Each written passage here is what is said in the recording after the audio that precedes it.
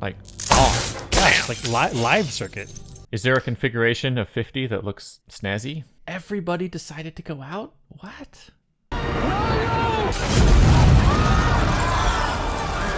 When the husband reacts, if you listen closely, you can hear the metal clink. Right there. Today we're watching Silo Season 2, Episode 3. What happened in today's episode? Juliet and Silo talk outside. Silo tells Juliet what happened to Silo 17. And then in our Silo, Mary and Bernard talk about what happened in Silo 17, and they talk about the order. The order in this book. The order is like the Bible. You put your hand on it, be like, the Bible. Basically the rules how to live. Oh, yeah. And then we see Mary head of judicial, and Billings, the head of the sheriff department. They also talk about how the order is being skirted. The rules are not being followed. And Silo 17 still has power? Okay. We also learn that there is a wall of names down in the down deep. What is that about? Down deep, there's a riot. Shit's going off. Shirley and Knox watch Coop die. And Dr. Pete Nichols talks with this woman unnamed about fertility and whether or not he should remove her IUD. And then also back in the new Silo, we see Solo finally leaves his man cave. Yep. What'd you think about this episode? I give today's episode, Silo Season 2, Episode 3, a 5 out of 10. Okay. Yeah, so it's another political episode, and I guess I'm not as engaged with the political episodes as I am with the exploring episodes, but, that's how it goes. Some stuff that didn't make sense to me. I still don't understand why cleaning leads to rebellion. I'm not connecting the dots there. I'm bothered that there's power in Silo 17. I need an explanation. I'm not sure how food works anymore. Like, chicken stew? We're raising chickens. Where'd you get this? What's going on?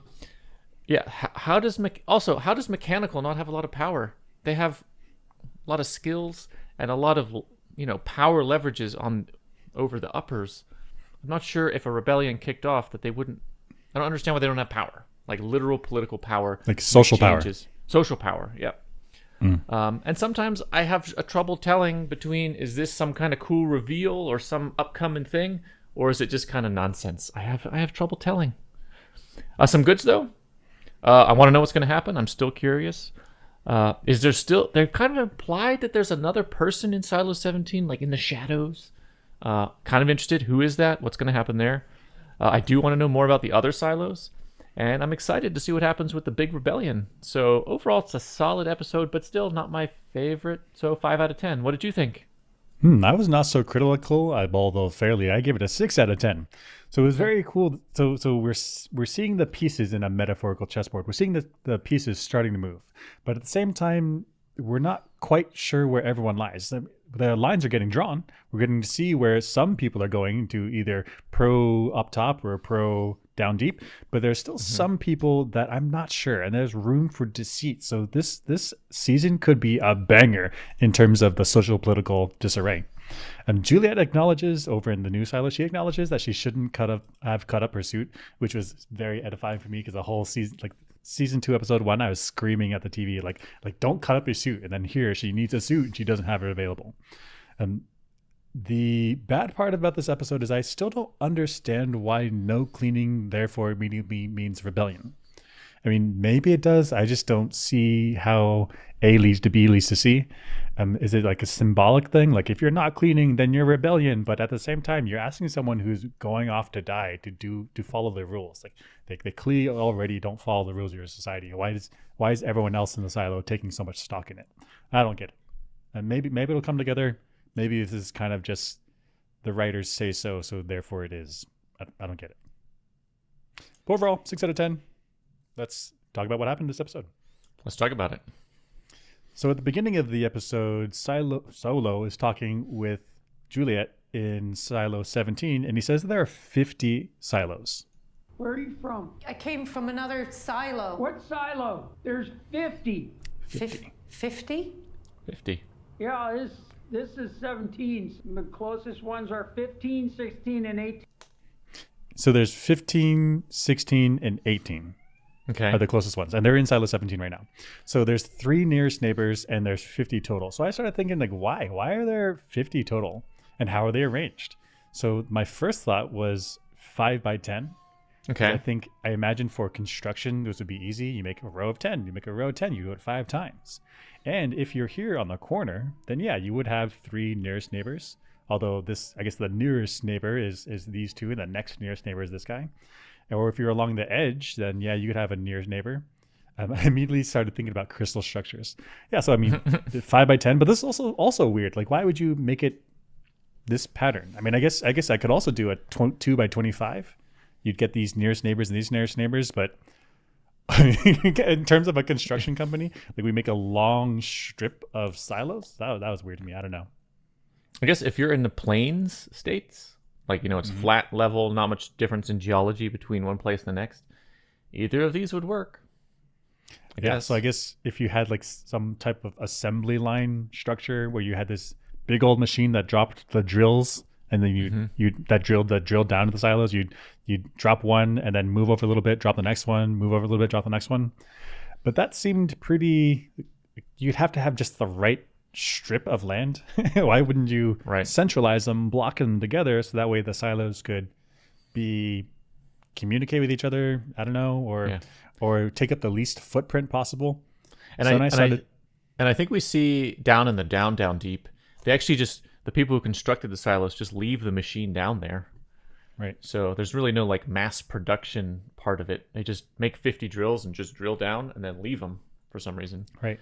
So, but finding a strip of land that suits this seemed kind of weird to me. Also, 5 by 10. Why is it rectangular? So I thought 50. Well, 50 is 49 plus 1, and 49 is 7 squared. So maybe they're arranged like this. Ooh, let's put that. So this would be like the least surface area to the area. So the least perimeter to the area. So you can get them packed in tight. But then this is also weird because to make it 50, you'd have one kind of just hanging out by itself. Like a strange configuration. It is interesting that Solo says there's 3 nearby silos. So if it's these rectangular configurations, that means we're on the edge somewhere. Could be. Yeah, that's kind of weird. Could be, yeah. I'll come up with another configuration, but let's get there piece by piece. Okay. My next idea was 6 by 8. This is still fairly compact. I would not need a large, like ideal long strip of land, but you can still get these 2 that are kind of hanging off there. So I thought, okay. Maybe I'm thinking about this wrong. Maybe I'm stuck in this square lattice structure. Okay. So let's do a shift. Let's make some hexagons. Yeah. Right. So I just take each row, alternate, shift them over a little bit, and I get a hexagonal close back, which makes sense in 3D. But in 2D, we can reduce this down to a rhombus. And so in a rhombus, if you're this doesn't make sense either. So you had 3 neighbors, 15, 16, and 18, and there's no position here where 3 is your nearest neighbors. Everywhere in here, even along the edges, you'd have maybe here 1 nearest neighbor, 2 nearest neighbor, maybe that 3 nearest middle neighbor. on the left there. There's This 3. one? Yeah. 1, 2, 3. Yeah. Okay. So it's possible. It's possible that he's on the edge. Yeah. But it's weird. That's a low probability silo placement. Right. And this is also kind of the same in terms of rectangular. It's short in one direction, long in another direction. You get a short in one direction, long in another direction. Yep. Also weird shape. So then I thought about it. Hey, instead of having this hexagonal close back where there's a silo in the middle, let's remove that silo in the middle. And I got to this thing. Okay. So there's 6 silos, and it's going to get real ugly to plot to make all these circles. So let's just switch. Let's switch to a single hexagon represents the 6 silos. Okay, so there's 2 configurations of this. There's a hexagon where there's nothing in the middle, and so this is like the center of all the silos that we're going to build out. And then there's also a configuration where there's a silo in the middle, and then all the hexagons expand outward from there. And so in that case, the smallest number of silos is 13. So you get 1 in the middle, and 1, 2, 3, 4, 5, 6, 7, 8, 9, 10, 11, 12, 13. Got it. Okay. But he said there's 50. So let's start adding up. Okay. So if I take first, let's do where am I going with this? Yeah. So let's take the silo in the middle example. Yep. Let's add one layer of more silos on the outside.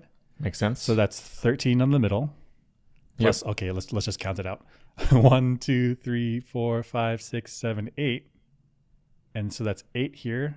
And I can do that 3 more times. So 3 times 8, that's 37 total. Not quite I there. like it. Yep. We'd have to add another ring in order to get up to 50. Okay, so let's try that. If we add another ring, we get to 50 pretty quick. We only need these 1, 2, 3, 4, 5, 6 more orange hexagons, and we're already get to 50, which is weird. Like, why would you stop at 50? You would just continue it out, and then you'd have a nice.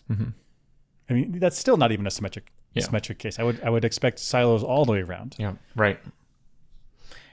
So I have a question. The big motivator for this particular configuration is that the majority of the silos have 3 nearest neighbors.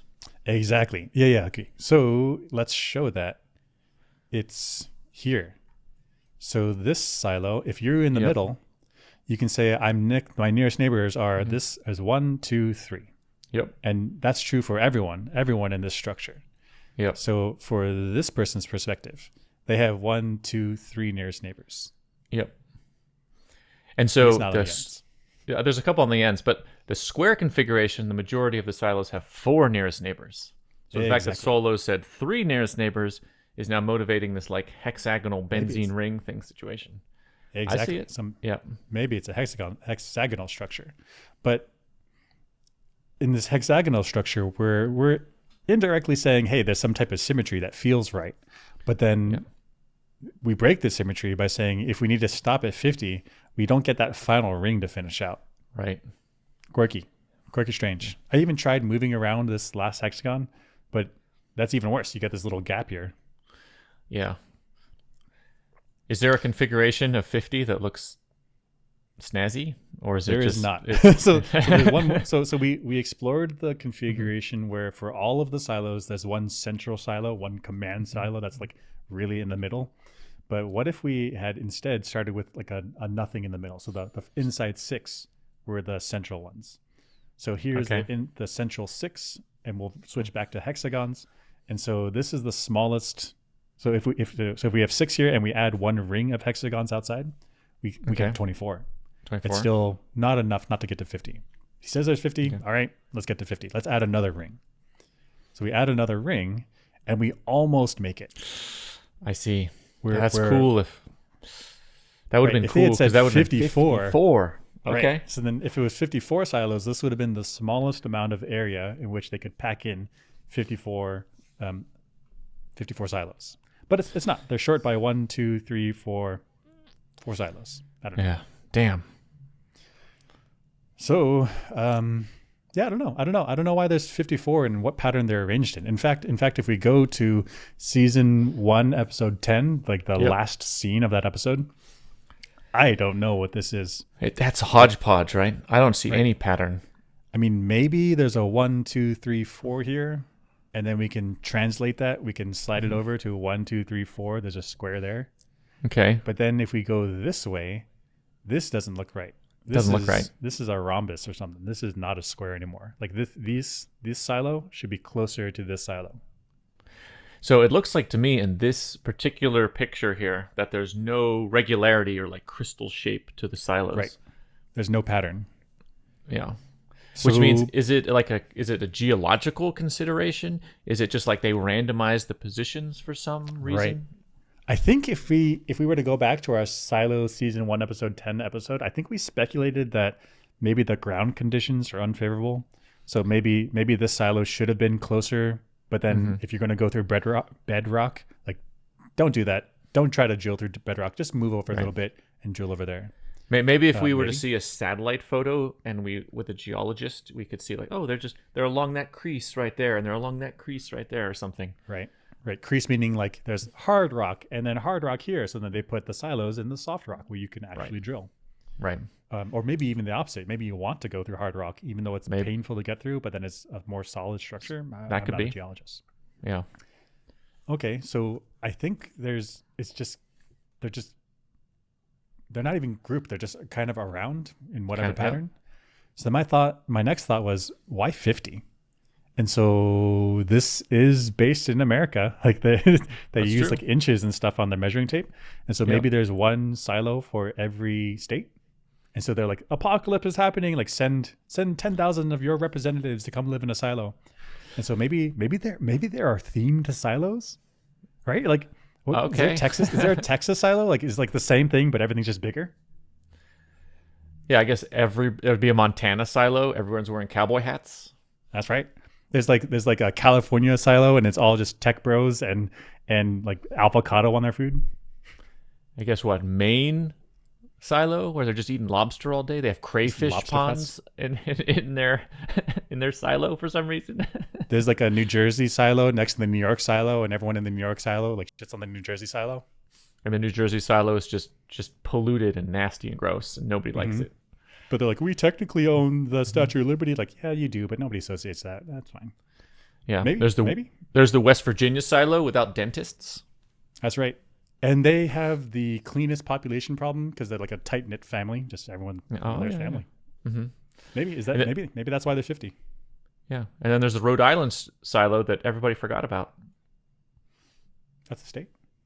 What is it? I guess it is a state. Yeah, we Is can. I'm pretty sure. Yeah, We'll Google it later. we'll Google it later. So we get an explanation for the bodies. Let's listen. And no one forced the people out. They chose to leave. And when they did, it was a nice day. Everybody was smiling.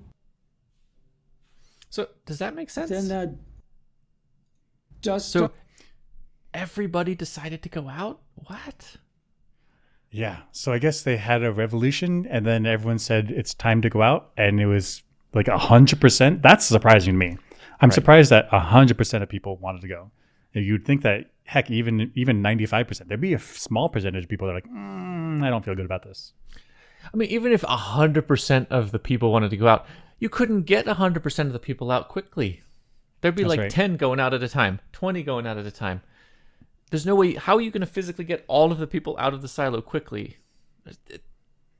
Yeah. Have you ever been at work and you didn't get out of work on time, and so then you saw a huge traffic jam? You're like, you know what? I'll just wait. Like, I'll wait for the traffic to die down. I'll go after. It would definitely be that. Right, and then people start dying outside, and they're like, well, I got stuck in the silo. I'm not going out anymore. You have to somehow funnel everyone up out of the silo, and then they die. But maybe I think Solo says why. Let's listen. Okay, let's listen. Started to blow again, and Let's get a little bit earlier. Okay, something about the dust, right? everybody was smiling. But then the dust started to blow again, and I think the poison went away for a bit, but it came Poison back, dust? and a lot of it. And that's when they all died. So he says there's poison dust.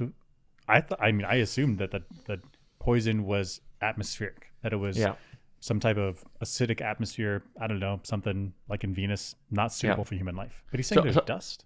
Right, so I assumed it was atmospheric, meaning the gas that's poisonous is in the atmosphere everywhere. Everywhere.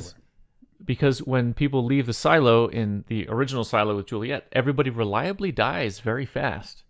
If it was this intermittent dust situation, people would be going up and over the hill regularly, probably. I wonder if the dust settles on the ground, Okay. and then it's the act of walking on it kicks it up, and then they breathe it in. Okay. And I guess an example of dust that kills people is anthrax. Okay. Anthrax, I think it's a bacteria, fungus, bacteria. It's this white powder stuff that was like super scary in the 90s. It could get mailed, like you opened up your letter, then anthrax, and then everyone in the office dies.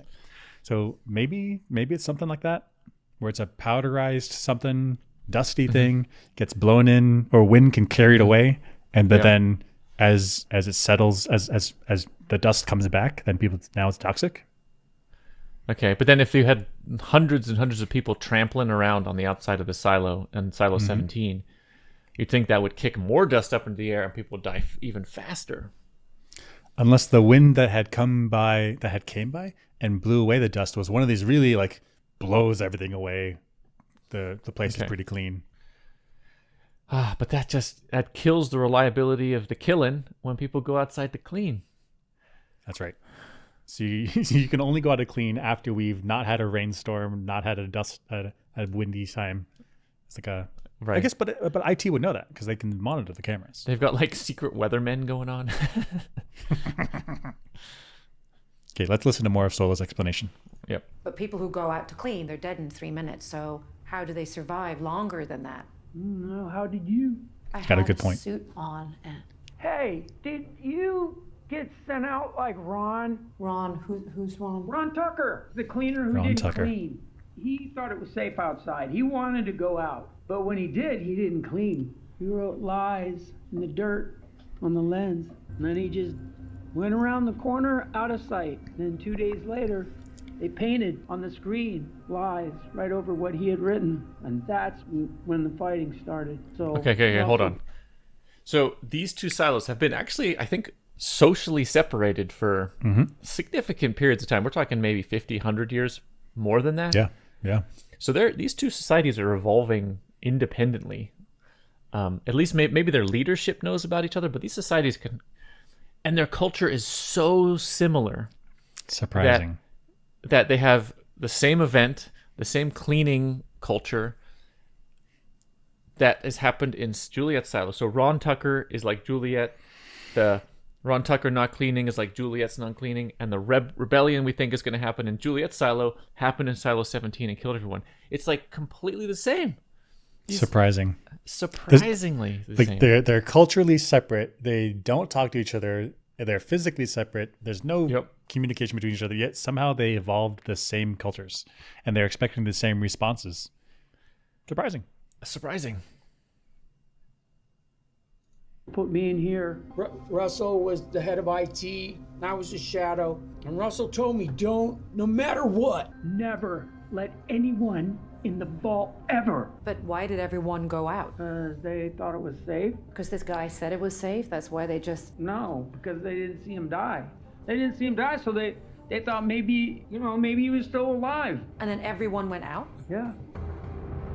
I didn't fucking clean. A suit. I need to get back. Wait! Okay, first off, this is like full commit by the people of the silo. They're like, he could be alive. Let's all bum rush the door. We're going right. out, no matter what. That's right. Like, what kind of... Nobody was like, whoa, let's send 5 people out, see what's going on. I don't know what's going to happen. Like, is there food? Is there water outside? Is there like shelter? I mean, I've played Fallout. Is there mutants outside? Like, what's going on? Let's send an expedition. And some dude's like, no, we're bum rushing the door. Let's go, full commit. It's like you're crossing a rope bridge, and then one person crossed it. Like, everyone go. Like, wait a minute. Let's increase the weight a little bit at a time. Hang on there. Right, and what's the time pressure? If there's a rope bridge, There's no rush. No rush. right, you can go one at a time. There's no rush. Rope bridge is going to last for like 50, 60 years. You got plenty of time. Like, let's throw some rocks on there. See if it holds the rocks. Like, what are we doing? Right, the Ron Tucker silo 17. The silo's not going anywhere. The outside is not going anywhere. Gosh, What's the rush? They have animals in the silo, right? Like, push a sheep outside. See how the sheep does. That's right. Wild. Crazy. So to me, I don't really understand how this happened. The explanation is some guy didn't clean, and this is the result. Like, holy, what Everybody is going ran on? outside to die. That's yeah. It's somehow some. Is it possible that there's massive groupthink? That there's like one person's going, that everyone's like, I don't want to miss out on this escape to the surface. But there shouldn't be FOMO, because you could always just go a little bit later. You go the next day, sure, right? I mean, there's groupthink, but you can't you don't get 100% penetration of the population with FOMO. Like, That's right. some people don't buy Bitcoin. I should have bought Bitcoin. Oh my god. Next topic. I can't. Okay, Solo says this thing. He says, "Don't never let anyone in." And Russell told me, don't, no matter what. Never let anyone in the vault ever. I mean, don't, no matter what, never let anyone in the vault. That's a double negative, right? It's double negative. That's right. which means he's clear to let Juliet in, right? I think so. Yeah. It's just following instructions, right? Yeah. Cool. I think that's right. Yeah. What's the That's problem? right. Just let her in. Let her in. I mean, follow the instructions as stated. I don't see what the drama is in the rest of the episode. Like, he's given instructions to do the thing. Do the thing. Do the thing. What's the problem? So in this discussion between Bernard and Mary, I don't understand what is the long-term social strategy for all of the silos. Okay. Juliet went to silo number 17. Yes, Could she survive in there? unlikely. That silo's been dead for a long time, from before I made you my shadow. So Silo 17 has been down for a long time, Okay. and Bernard has known it, and Okay. there seems to be no initiative to reclaim the Silo 17. Okay. There's no like it's dead, it's an empty carcass, and we should repopulate it. So my thoughts are about the founders of all of the silos back whenever. I think they should set up a plan for if one silo goes down, we still want that silo to harbor life, so try to repopulate it. And I think the ultimate goal is the Earth has gone to shit. And so we're going to go underground, we're going to hang out for a bit, and we're going to wait for the Earth to become habitable again. Yeah. But it sounds like they don't have a plan for that. And if there's no plan for that, then each silo is just a time bomb. It's just waiting till it collapses. Yeah, I guess. So the weird thing is, if the silos aren't communicating with one another, meaning coordinating, then that means they're independent silos. So the post-apocalyptic silo makers were thinking, we're going to save humanity by building these silos, and we want 50 independent experiments. So if one goes down, no big deal. But then why build them next to each other then? Because Why? you just build them geographically isolated so they cannot coordinate. You put one in Antarctica, you put one in Greenland, you put one in central China, so that way they all have different climates, different conditions. Spread it and diversify. Right. And even that's not possible. Say it's within the United States only. I mean, just the United States is pretty big. The United States is big. It's big. You put one in like each silo, one silo per state. There you go. You know, spread it out. So then they're all spread out and they can't coordinate. Does that mean that maybe they did coordinate in the past and there was some event that made them stop coordinating? Maybe. But there still should be in the order in their book and their Bible. There should still be some plans for if a silo goes down, try to take it over. Try to repopulate it. Split your population in half, and then keep these experiments running. Because otherwise, if a silo goes down and it's gone forever, then you're just waiting until each silo goes down, and then all of humanity is dead. Maybe Juliet's silo is particularly isolationist, and there's other silos that are actually making progress repopulating other silos, and they may run into them and there'll be a war. That's right, because the Order is a book that's not from the original founders. It was made after a revolution in silo, whatever Juliet's number is. You're right. So because they could have had a problem and they were like, nope, close borders, we don't want to talk to anyone else. Right. We're going to be isolationist. It's like that after that Japanese war in like 16 whatever, they're like, no more isolation. Nope, close it off. So that's Juliet's silo. Okay. Possible. I like it. So in the silo, in the Order, there's this directive, I guess, to blame Mechanical. I don't understand it. The Order says The order says to blame Mechanical and unite the rest of the silo against them. I don't understand. Why blame Mechanical? Is it just the higher ups in society blame the lowers down? Is it that simple? Is it as long as Mechanical is working and doing their job, everything in the silo, we're getting air, we're getting water, we're getting power, then as long as things are working, then people don't value those people's labor? Is that what it is? Like why don't they have power? Yeah, okay. So I really like this idea that this social order is using the hierarchy and stratification in society between people to enforce social stability. I really like that idea. Okay. Seems very plausible to me. And like you said, the problem is Mechanical, if this rebellion went down, so this I guess you split society, the uppers and the mids are fighting Mechanical. Mechanical has so much power in that situation. When the rebellion actually goes down, they can turn off the water, they can turn off the plumbing, they can turn off the power, they can turn off They can stop Heck, maintaining things. turn off their air conditioning, and then the people up top just get hot and sweat. Like that already sucks. Then their water requirements go up, and I just turn off their water. Like, mechanical has so much power. Now, is there some kind of mind prison that mechanical is in, that like if a rebellion did happen, they would never stop manning the posts of mechanical? Like the generator has to keep going, the pumps have to keep pumping. Right. I could see that, because mechanical, we saw in season 1, mechanical views themselves as like the lifeblood, as the vital organs of the silo, and which is correct. And so they put the shoulders of all 10,000, I don't know how many people, they put the lives of those people on their shoulders, on their backs. And so like, we have to work no matter what. But work no matter what when the sheriffs are like pointing guns at you? Like, no, I'm not doing this. Right. It just, up until the rebellion, maybe they keep working. But once the rebellion hits, stop doing what the elites tell you to. And the strange thing to me is I paralleled it to like I think it was a French rebellion.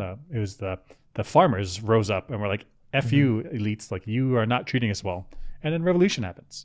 So whoever wrote the order hasn't read their history about peasant uprisings happen. You can't just stomp on the people on the bottom. And I guess, okay, so if you have labor, one of the big things about labor that makes it not powerful is it's easily replaceable. I just don't see that with mechanical. Like I can't go down on mechanical and replace Knox. Like he has his guys, they've been shadowing each other for years. They know which wrenches to turn, which tools to use, what that sound means. They have the knowledge. Right. You can't just replace that quickly. So that means that Knox and his team has so much power, because so much leverage. Leverage, yeah. So you can't push them around. I don't understand. Yeah, so I think you're right that the down deep, the people in mechanical must be in type of self-imposed mind prison. I mean, it's society has told them their whole lives that you guys are down at the bottom, you're dirty, you don't have social power, but they really should have a lot of social power. But they've convinced themselves that they don't. I think. Right. And to the point where if a shooting war started in the silo, that they would still man the machines. That is a next level mind prison, where you don't use any means necessary to win the rebellion. That's wild. But I don't know how else to explain the dynamic. Right. I think it's right. I think it has to be right. Mind prison. Oof. I mean, that happens in real life. It happens. That happens.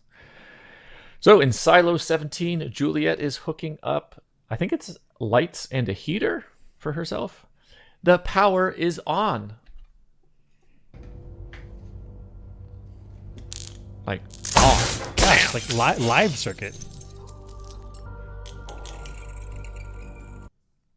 Okay, so the down deep that's responsible in Juliet's silo for power has got this turbine that's spinning all the time and needs to be maintained and manned and monitored. That in Silo 17 is underwater. And we said 2 episodes ago that maybe they're siphoning power from another silo.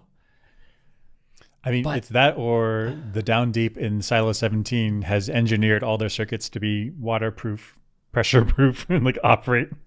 I mean, that is okay. Mechanical does their job so well that they like pressures, watertight seal, all of, and the turbine in Silo 17 is just sitting there down there running. It's just spinning like a perfect top, just smooth, super smooth, not a problem.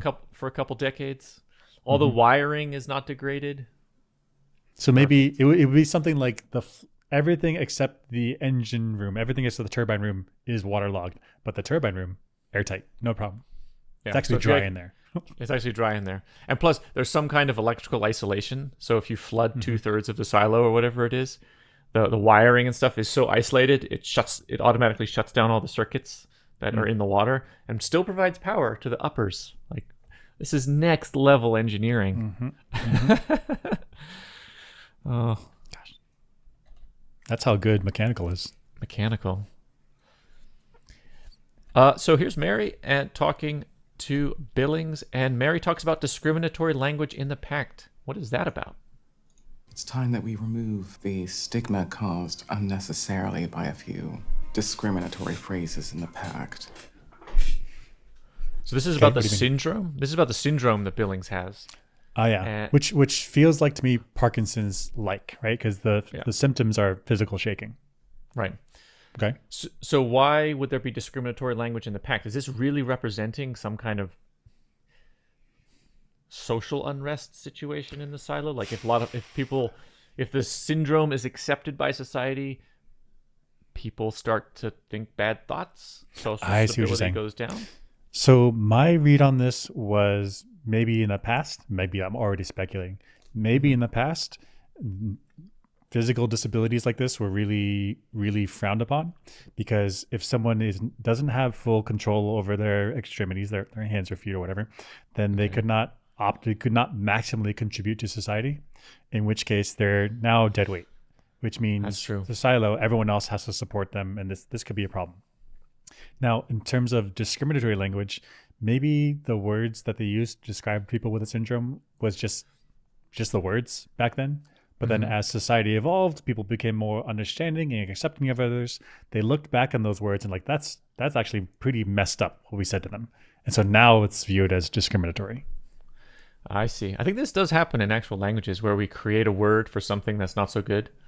And it's the nice word. And then over time, people start to associate it with the bad thing. Yeah. And then it gets put out of use. So I think for an example is retarded. Like retarded was it's not inappropriate. Don't use it. But it used to be the right word. It used to be the word that replaced before it was like slow. And then before that was feeble or feeble-minded, something like that. So something that even now we're like, that's clearly wrong, right? Yeah. But I guess there was a progression of words that at each time felt like this is just an accurate description.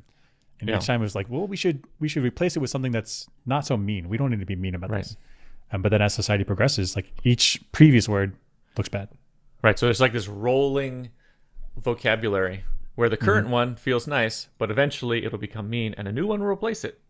And then that one will become mean and then a new one will replace it. And you just get this cycle of words. So And maybe so it's that.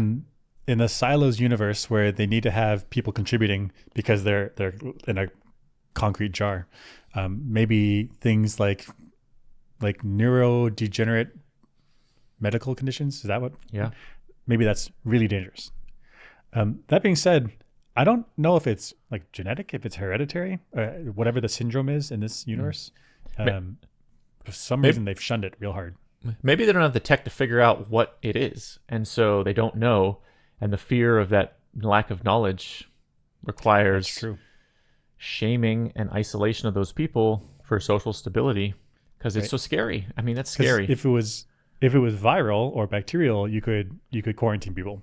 Right? But if it's genetic or radiological, like if these people don't have the technologies to do A/B testing, then it's just fear. Like you don't know what to do. So exactly. Tighten up society, I guess. Yeah. Interesting. So why didn't Juliet clean? I thought it was a different explanation. She gives it in her own words. Let's listen. Juliet, Yeah? why didn't you clean? Because I said I wasn't gonna. Yeah, everybody says that. I figured out why people clean. People, they end up cleaning because when they get outside, they see this beautiful sky and they see beautiful trees and Okay, wait. grass and- Why would Juliet know what sky is? She's lived in a concrete jar her whole life. That's a good point. So I think it's okay for her to know what sky means because when they're in the cafeterias and they're looking at the camera from the outside, you see ground, you see a hill, then you see sky. Okay. But she's like this like strip of essentially gray on the cafeteria, I don't know, screen is what she calls sky. And then she cuts outside and she's like, holy shit. Everywhere. Like, whoa. Yeah. Instead, she's like, that's sky. It's I see what you're saying. It's the same feeling as when people who are from landlocked countries, when they say, "Oh, I've never seen the ocean before. I'm going to see the ocean." When they see the ocean, it's like mind shattering to them to imagine so much water and you see the waves moving around, and you're like, "Oh, there's a wave moving around." Like, no, that's super far away. It's actually an enormous tall wave, and then the people will like fall to the ground because they can't conceptualize how much energy, how much water there is, especially if they come from like a landlocked desert nation. So Juliet's reaction really should be like, the sky, I've never seen it, like crumble to the ground, because her whole life has been inside a bunker. Yeah. Instead, she hones in on the birds. Let's listen. Birds.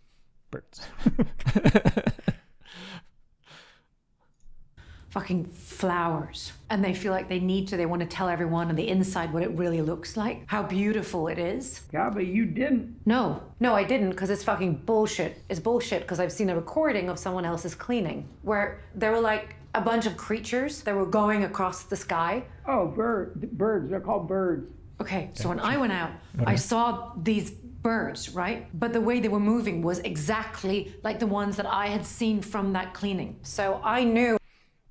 Don't birds do that though? They all move kind of the same way.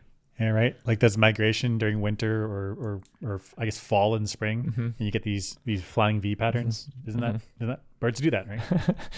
So she's never been outside, and she's never really seen sky before. She's never really seen open space before. That's right. And she's not like, oh my god, she's like, birds, they're not moving right. And they're not flying the way that I want them. You don't know bird it's pre-programmed. society. They fly the way they fly. Right. It's pre-programmed. I can say it now. Like, what the heck? How? That's a little...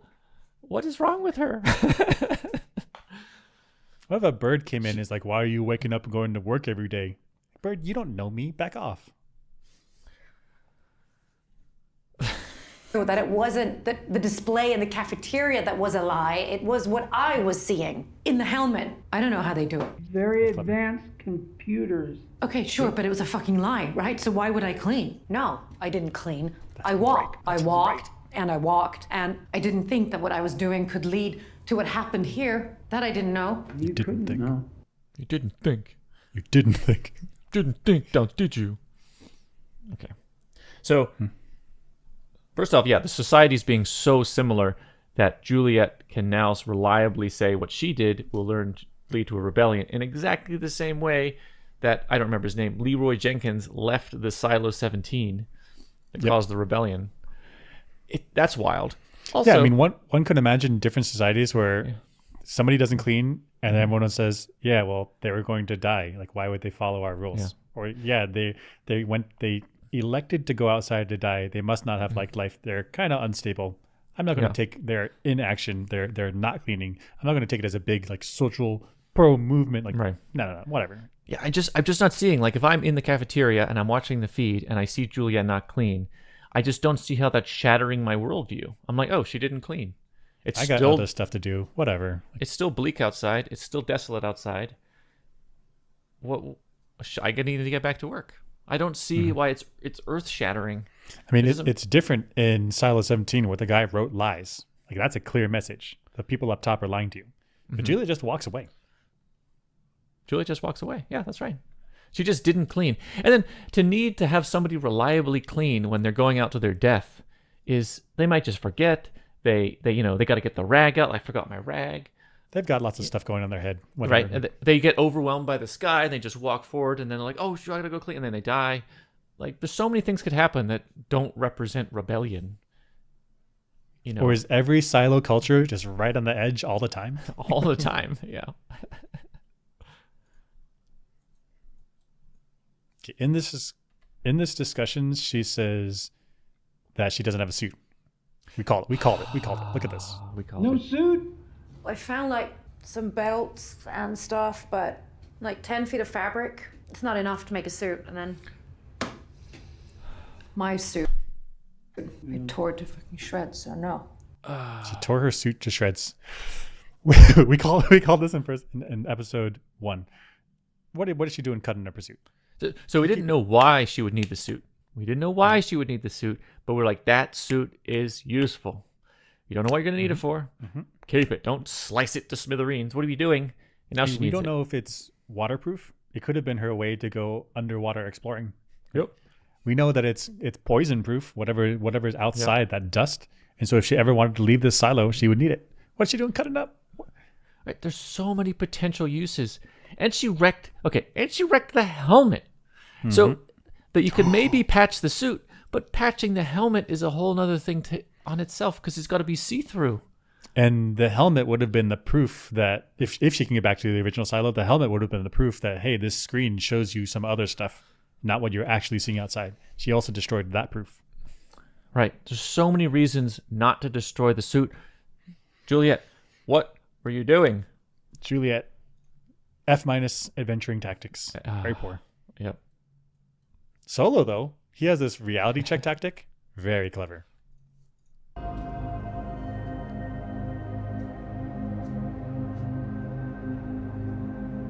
I haven't been able to find food, so thank you. It was really nice. Solo gave her food. Context. Thank you. I wasn't being nice. I just needed you to eat the food. Why? Because if you ate the food, then I would know that you were real and I wasn't imagining you. Okay, first off, did you also think that he poisoned her? I also thought that it would, I wasn't sure, but it was like, I would not be surprised. And then she had to, I don't know, go find some cure or something. But there were like two fresh bodies outside. And he's like, I didn't give you the food to be nice. Like, I thought he was eliminating her. I thought he thought she was a threat. But actually, he was just checking to see if she's real. And that makes a lot of sense because you know that this food that you've prepared, you know it's real. So you set it down outside. And if it actually disappears, it means that the person you watch eating it actually ate it. Right. So he's a smart guy, it seems like, but he's also aware that he's going like crazy. He's getting a cabin fever. I mean, and fair, granted, this guy has been in this box for we don't even know how long, but he's been by himself. You start hearing stuff. You start hallucinating weird stuff. Yeah, when I was during COVID, I started hallucinating all kinds of people. I was having conversations with imaginary friends. You know, I had imaginary knocks at the door, imaginary pizza. It was awesome. Why would you want to shut that down? And then one day, I delivered you pizza, and I was real, and then that's how our friendship started. Yeah, Actually, it worked out really well. Oh yeah, and the pizza, we did eat it, and it disappeared. It disappeared. Yum, yum, yum, yum. Oh, he's real. He's real. Yeah, very good. I mean, okay, actually, but my thought about this was, go. Well, just he is a smart guy, so he figures out that he could be going crazy and imagining things. Right. So he needs some proof that his mind isn't hallucinating her, and he came up with a way. Incredible. Right. And so I thought about this. Are there scenarios in our normal society where this test would make a lot of sense for us? And so my thought of this was Santa. Santa comes by every year, and like you put the cookies out, and then it disappears, right? So like, oh, proof. The proof was Santa was here. He ate the cookies. Okay, but how can kids defeat this? So I thought of this. I was like, maybe the kids could put a note underneath the plate of the cookies, and it says, Santa, if you're reading this, come to my room and wake me up. I have more cookies for you. And Santa's a greedy MF, right? He's eating cookies at every house. Like, this guy's got a problem, right? Okay, so I think that's how kids could defeat that. Like Santa, wake me up and prove to me that you're here, and then I'll continue to give you unlimited cookies next year. I won't even have presents. I don't know. Make whatever deal kids are ready to make. So you were that kid who disproved Santa at a young age and reduced your present count. That was a mistake. Okay, yeah. I could still be getting presents right now if I convinced my parents that are like, no, I still believe. Like, and from their perspective, like, we can't take away his innocence. We can't take away his fantasy of Santa. Like, we gotta keep going. Yep. Hey, anything for the presents. Believe the lie. That's right. Knox talks about a wall of names down in the way down deep, and now he understands it? What? You remember when we were kids and we used to explore down there? Remember that wall of names we found? Yeah. We didn't know what it meant then. Now I think I do. So we haven't seen this wall of names yet. Is that right? In season 1? I don't think so. I don't think so, right? So this is the first introduction to it. So Knox saw a wall of names. Maybe it's a plaque. Maybe it's like chalk. Maybe it's engraved. Like chipped in, yep. I don't know. But for the longest time, he didn't understand it. And now he does because he saw something. What did he see? I don't know. I also don't know what those names were. So I was speculating about this as well. I thought maybe they were the names of people that had been sent up to die. Okay. You mean like to go clean? To go clean? Yeah. So to go clean. And so then it's like the down deep's way of remembering who went out there and who was like, I fight against society. I'm not going to sign up for this anymore. I'm going to go out. And which I could totally understand the people from the up top, like trying to scrub that away from the society's memory. I also thought maybe it could be the members of a former rebellion.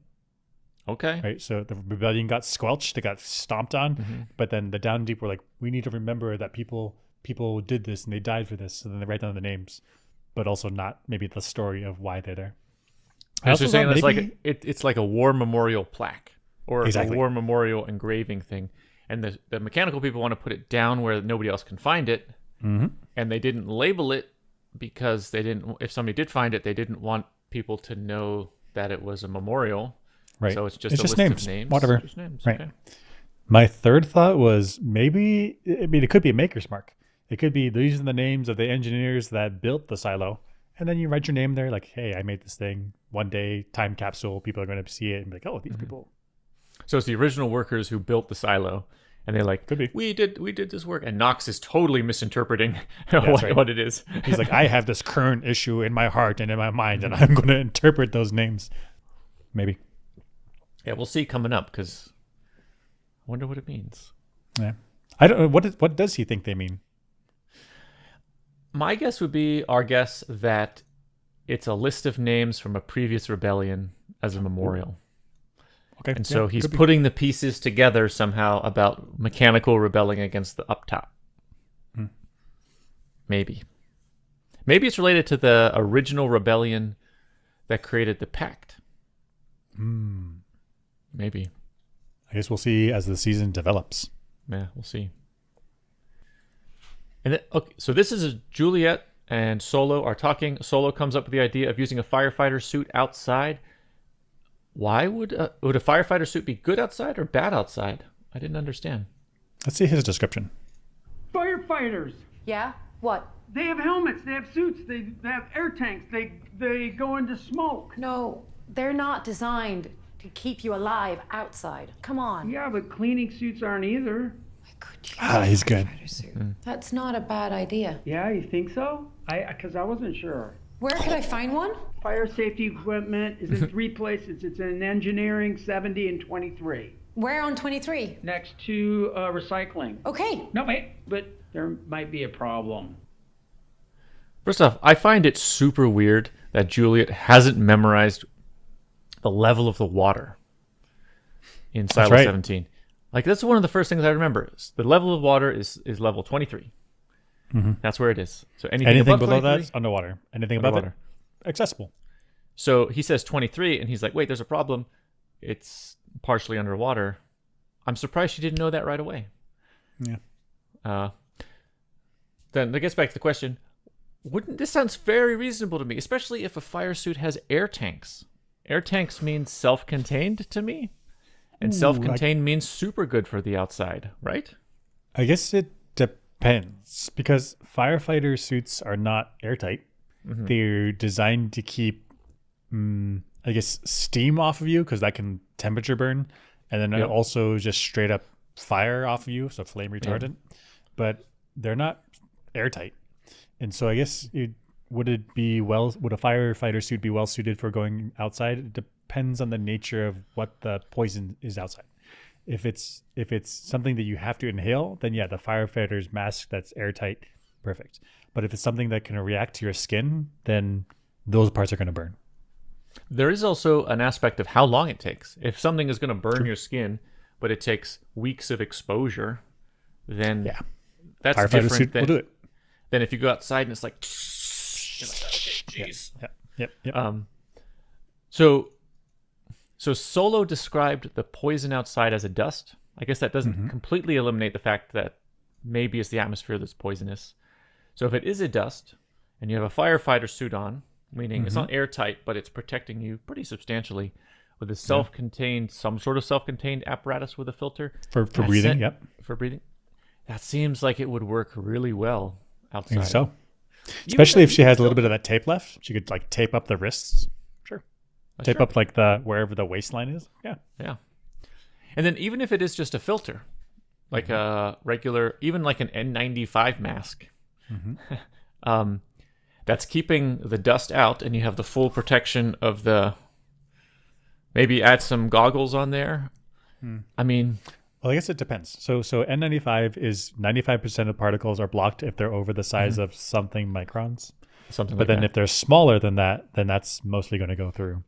Right. And then these are still particulate masks, like particle masks, like sawdust type thing. But there's also chemical masks that are available.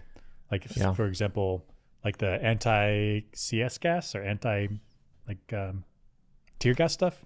It's like chemical mask that you filter that you screw onto your face mask. Mm-hmm. So we're So still I don't know what firefighters have. yeah, we're still not sure exactly what the poison is outside. Right. Solo is implying that it's only the ash or particulates, but Dust, whatever it is. or dust. But that still doesn't eliminate the possibility that it could be poison gas outside. So depending on the nature, and depending on the nature of the poison outside, and depending on exactly what suits they have available in the firefighter unit, it could work. I think it's a very good bet that it would at least allow you to survive outside for a significant period of time without dying, would be my guess. Yeah, certainly helps. Yeah. Okay. We'll see what Juliet does coming up with the firefighter stuff, if she's good at designing a suit without tearing it to pieces.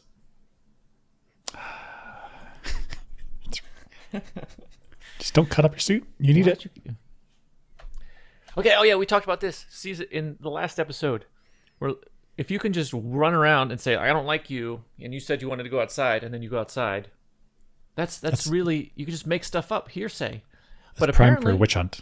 But apparently, the pact requires an inquiry. What? When I was taking her up the stairs, Sheriff Nichols herself told me she didn't say it. Wait, you're just saying this now? I wasn't sure if I could believe her. I wanted to talk to the others, but if witnesses had any doubts, then there should have been an inquiry before Nichols was sent out. It's in the pact, yeah. It's in the pact. It's in the pact. So my first question is, if Juliet said, "I didn't say it," why wasn't there an inquiry? It's in the pact. Mm-hmm. And then the second question is, go ahead. Otherwise, you're ripe for witch hunt. Just they said this and they said this, and then all my enemies are gone. Like, you got beef with people in Silo. You said it. Mm-hmm. You said it. Cut me in line to the cafeteria. You said you want to get out? I heard you say you want to get out. Okay. Yeah. So, and then the second part is, why is Mary scared about this? Are people that versed in the pact that they understand, oh, an inquiry didn't happen, and then that means rebellion? Like, why is she scared? Ooh, that's right. Because when Bernard is giving this statement of Juliet went outside, where are people saying, like, where's the inquiry? It seems to be that people just went along with it. Right. Whatever. And if people are going along with it and they don't question it, and it comes to light there should have been an inquiry, people are like, well, Bernard said so. Well, what's the problem? All right. Okay, I guess next time we'll do an inquiry. Like, what's the problem here? Which means the public doesn't know the pact very well. Mm-hmm. And then if it comes to light that the pact wasn't followed, they will instantly rebel. Or people know the pact, they knew it wasn't followed, and are like, well, that's Bernard. Yeah, it's kind of the system. Whatever. Yeah. So what the heck? Yeah, I don't know. We'll see if this plays a big role coming up. I'm surprised an inquiry is required, because that didn't seem to be important in the past, and now it suddenly is. So we'll see. Right. Where were the people in season 1 saying inquiry required? I don't know. Right. I didn't see it. Yep.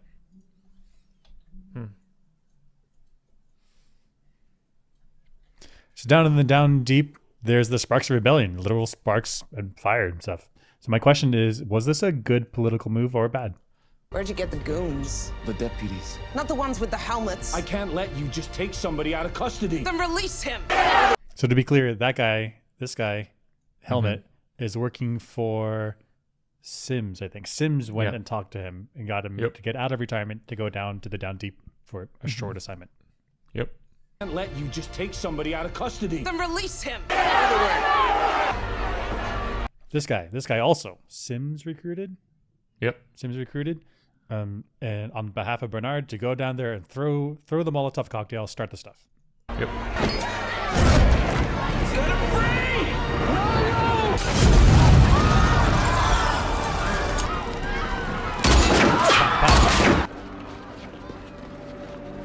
Cooper!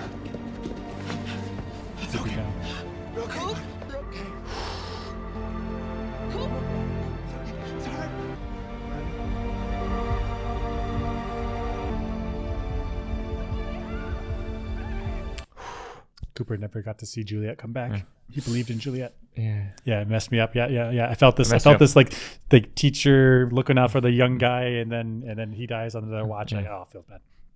Okay. And I also felt it because, like, Shirley and Knox are at each other's throats, But then as soon as one of their own goes down, and it's a young guy, they're like, they don't care. I don't care about that anymore. It's wah. They set their beef aside because they need to look out for their young guys. Like, yeah, and they kind of caused Coop's death in a way, and they both feel guilty about it, and they both don't want Coop to die, and brutal. Too late. So this is my question. Was this a very good move by Bernard? So he gets two agents to go down there and cause a fight, and then he also kills one of them. So that way that guy with the guy with the beard can't expose what the situation was, what the strings being held behind the scene. So that's super good because he can never tell what happened. So there's that loose thread is tied up. Yeah. But the other guy, the guy with the helmet, like he's still around. People could go after him, and he was identified by Shirley, or at least facially identified as not a normal person. So she could, in principle, like go through the silo and figure out who this was. But then also Cooper died, which means that there's a martyr now. So is this a good okay? one? So I think so. They're following the pact. Sims and perhaps Bernard together are following the pact, saying that. Oh, are you saying so? I thought Bernard was pulling the strings, but you're saying that Sims was the one that definitely talked to those two guys, the two instigators.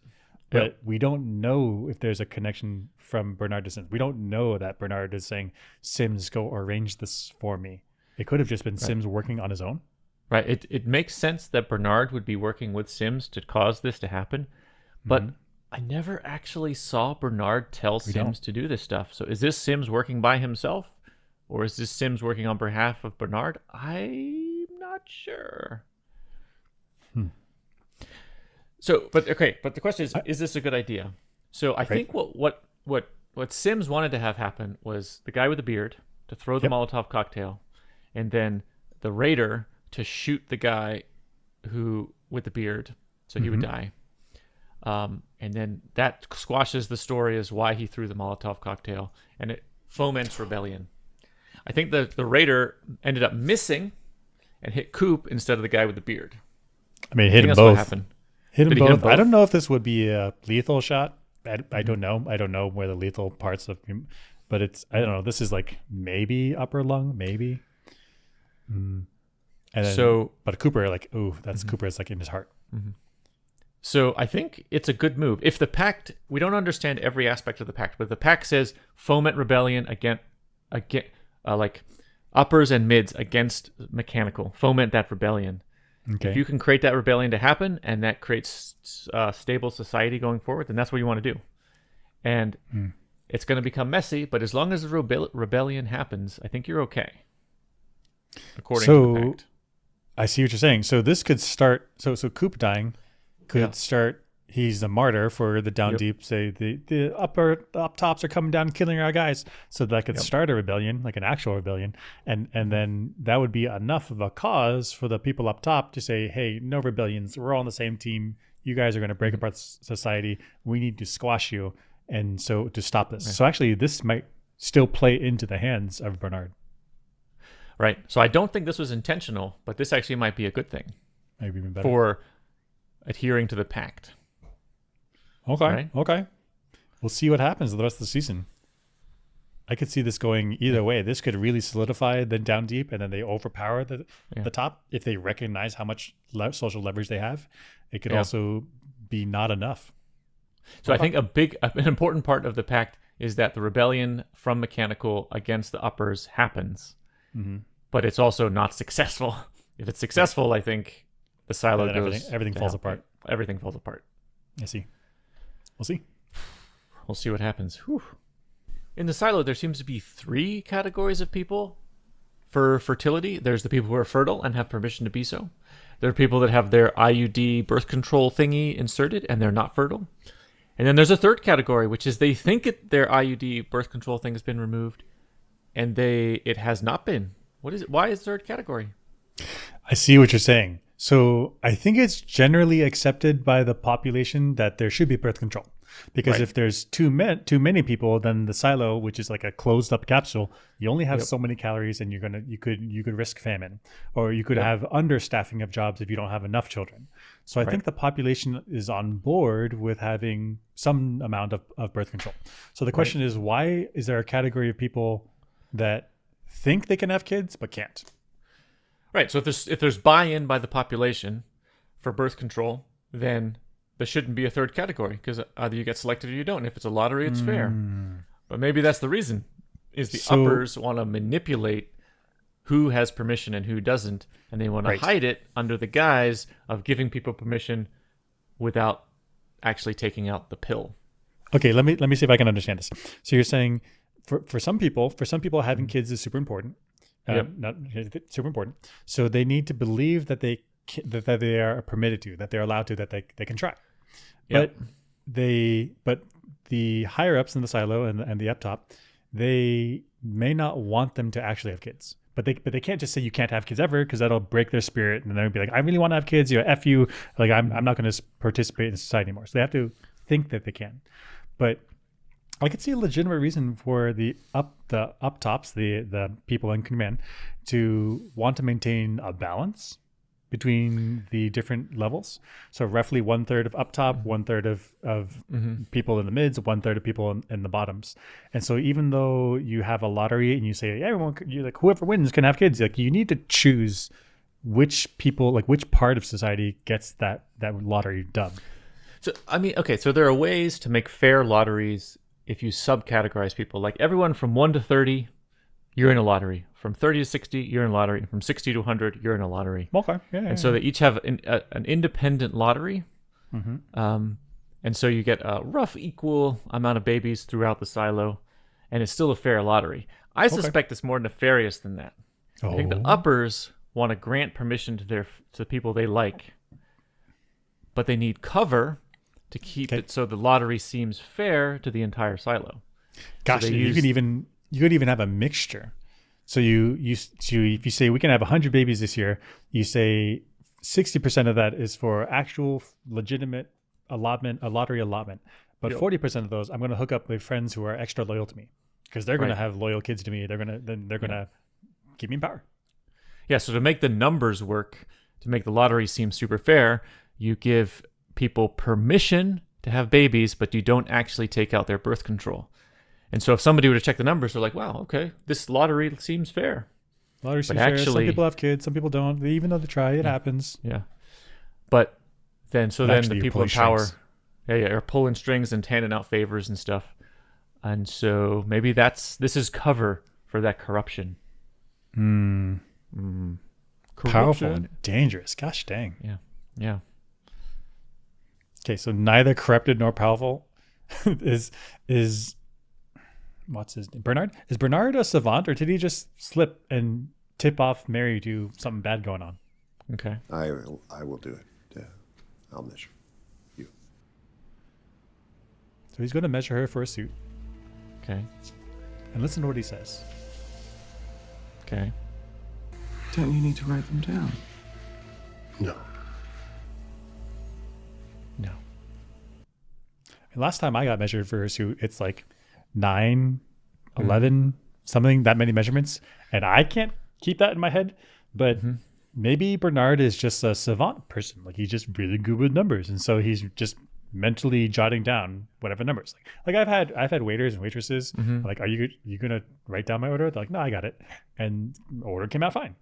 So is that the option A, or is it option B, where he knows right now, he's like, I'm not going to make her a suit. These numbers don't matter. I'm just putting on a show.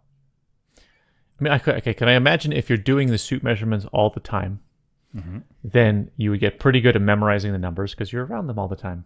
I don't think Bernard is doing suit measurements regularly, which means he's either a savant, which he can just remember random numbers all the time, or you're saying he actually isn't doing any measurement. He's just going through the motions and not actually making the suit. Right. He didn't think that she's going to ask that question. So she's like, do you need to write down these numbers? He said, no. But actually, he slipped in that if he was going to make a suit, he should have been writing the numbers. There is a third option. Oh? He knows them measurements all the time. What? Well, yeah, because he's got a little crush on Mary. Oh, okay. You Checking know, her out. 36, 24, 36. He remembers those numbers. Seeing how them hips shake. Yeah, and I guess he's head of IT. So he's got cameras in everyone's apartments. Mm-hmm. He's got a full 3D scan from those cameras. He's like, I don't need to remember the measurements. I've got a full 3D wireframe scan of your body. Available to me at all times, especially for suits. Oh, gosh, he's probably got it in memory. He's probably got it stored in his memory. He's looked at it so many times. Yep. But this is like his first time actually getting close and measuring. That's right. So he's faking it, taking a long time. Okay. Yeah, but if he's creeping like this, why not fake it and actually write down the numbers? That would just be good cover. Like, it wouldn't even make her think like, he's got some IT infrastructure going on. I mean, she knows about the cameras, but maybe she doesn't think that Bernard thinks like that. I mean, she knows about the cameras. Does she know that maybe the cameras can get measurements? Are they that advanced? Does she know that? She doesn't. She does not know the capabilities. She does not know the capabilities, especially in the hands of a genius like Bernard. So actually, maybe it's both. Yeah, maybe he does not need to write down the numbers because he already knows the numbers, and he wouldn't have had to anyway because he already knows the numbers. He's brilliant. This episode was so cool for me because I don't know where people lie. Like, yeah, people are deciding if they're going to be pro uppers or lowers, but the doctor, I don't know. Okay. So he gets this order that he has to do where he needs to make people think they have IUDs, but they don't. And I don't know from that expression. Okay, so here, this one right here is a decoy pill IUD thing, birth control thing, that he's gonna. I think what I'm interpreting as is he's gonna not take out the pill in the person and then show this one. This is the decoy. Show this one. Look here, it's outside. I definitely did the procedure, and then he just puts it back. I think that's the plan. I think that's what he's done hundreds or thousands of times before. I think he's done it before. It's got like fake blood on it and stuff. Exactly. Okay, so it's cuts her up in. Fairly just neutral operating face. He takes it out. He's going to show it. Undecided face. He puts it back. So okay, so what this is, he took up he picked up the decoy because he was going to show the husband and wife, like, hey, I took out your birth control. But before he showed them over the cover, he put it back. Yep. Meaning he's not going to show them the decoy. He's not going to show them the decoy. He's going to go get the real one. Okay. Okay, there's the real one. You're not free to make a baby. Oh. Okay. They're happy. Couple of stitches and you'll be good to go. Still kind of neutral face. And I kept this in here for a reason. Okay, when the husband reacts, if you listen closely, you can hear the metal clink. So he puts something down. Listening. Couple of stitches. Maybe. Oh. Right there. You're not free to make a baby. Oh. Right there. Okay, so did he put the IUD? Did he put the pill back in the container, or did he just put something down and he put the IUD back in her? So okay, so what you're saying we don't see it. We don't see two pills inside the little dish. Like if there had been two pills in this dish, then I'd see, okay, definitely he took it out. It's definitely out. But this whole time, I think from his face, from his facial expressions, he's conflicted. He's on the fence. Like, I don't know if he's going to eventually support the down deep, or he's going to support the rules that he's been doing for his entire career. Like, he could just put down, he could have put the real IUD back in the woman and then put his forceps down. That would make that sound. Okay, so when I was watching this, I thought that he didn't use the decoy, took the pill, the birth control pill out of the woman, and then placed it down onto the tray somewhere. And so now there's 2 sitting on the tray, sitting on the cart. There would be 2 in here. Right. But we never actually get verification other than that little clink. Little clink. But that could have been other stuff. There is a possibility that he put it back in her and stitched it up. Right. And I don't know what he would do from his character's perspective, from what he would do. Like, because on one hand, they had a conversation earlier in the apple grove, and she was super excited to have a kid. She wants to have a kid. And from a father's perspective, he could say, I want you to also experience that joy. So even though the silo has ordered me not to take out the IUD, I'm going to take it out because I want you to experience that joy. On the other hand, his only child, his daughter, Juliet Nichols, was sent out to die. Like, as a parent, I don't want other parents to experience that. So I could also see him saying, like, I'm going to subversively eliminate that risk from you. I'm just going to put the IUD back in. And you can think you're going to have a kid, but you'll never have to experience the pain that I have. I mean, I see it. I see his character motivation going either way. I have another one. This. Okay. I could also see him having to have done this procedure with hundreds or thousands, I don't know, a bunch of times. He's had to do this with other women. And so for him to change the rules now would be a big slap in the face to all of them. Right. It would be like, I denied them having children, but for this one, I'm going to make a special case. And so for him to have self-consistency, he might just continue doing it. He might continue his role as doctor in the silo to stop having unwanted pregnancies. So it is possible that he was like on the brink of doing his little rebellion against the uppers, but then at the last moment went back on his rebellion and put the little pill back in. Right. And we as the audience never actually see the 2 pills together. And so that's still a possibility. And that clink could be the forceps getting put down. Right. And he makes this expression, like this smile to them, like to the husband and the wife, like, you're going to have kids. But he's done this procedure before. Yep. He's made Many this face to many other couples. Yep. So this doesn't tell me what he's thinking.